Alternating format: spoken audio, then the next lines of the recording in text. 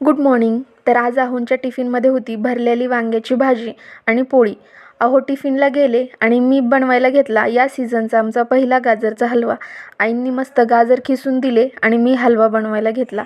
हलवा बनवून झाला त्यानंतर मी माझ्यासाठी एका प्लेटमध्ये काढला आणि उरलेल्या हलव्यामध्ये मी घरी बनवलेलं तूप घातलं. त्यामुळे या गाजराच्या हलव्याला चव छान येईल, पण मला आवडत नाही त्यामुळे मी माझ्यासाठी पहिलेच गाजरचा हलवा काढून घेतला.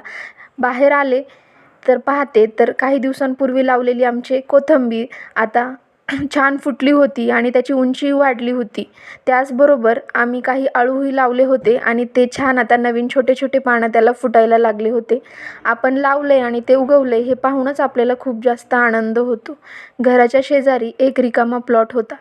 त्यामध्ये छोटंसं कुंपण तयार करून आहोंनी आणि पप्पांनी जमीन बियाणं लावण्यासाठी तयार केली आहे. आता बघूयात आपल्या या छोट्याशा गार्डनमध्ये आपल्याला कुठली कुठली झाडे लावता येईल आणि कुठल्या कुठल्या भाज्या खायला मिळतील ते.